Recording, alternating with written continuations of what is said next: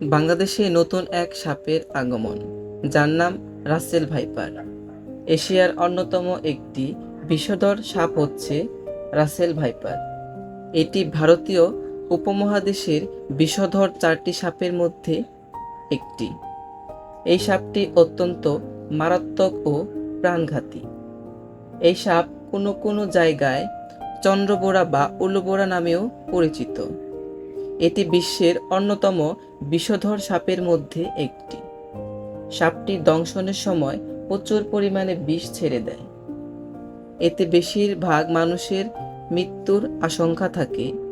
এই সাপের কামড়ে শরীরের দংশিত অংশে বিষ ছড়িয়ে অঙ্গহানি, ক্রমাগত রক্তপাত, রক্ত জমাট বাঁধা, স্নায়ুবৈকল্য, চোখ ভারী হয়ে যাওয়া, পক্ষাঘাত, কিডনির ক্ষতিসহ বিভিন্ন রকম শারীরিক উপসর্গ দেখা যেতে পারে।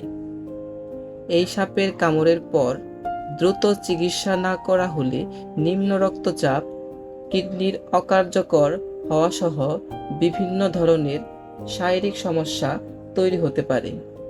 বিশ্ব স্বাস্থ্য সংস্থার 2018 সালের তথ্য অনুযায়ী বিশ্বে প্রতি বছর প্রায় 54 লাখ মানুষ সাপের দংশনে দংশিত হয়, যার মধ্যে প্রতি বছর অন্তত প্রায় 1 লাখ মানুষ মারা যায়। আর সাপের দংশনে আহত হয়ে বছরে প্রায় 4 লাখ মানুষের অঙ্গ ক্ষতিগ্রস্ত হয় অথবা পঙ্গুত্ব বরণ করেন। সংস্থাটির 2019 সালের রিপোর্ট অনুযায়ী বাংলাদেশে প্রতি বছর অন্তত প্রায় 5,80,000 মানুষ সাপের কামড়ের শিকার হন এবং বছরে অন্তত 6,000 মানুষ মারা যান।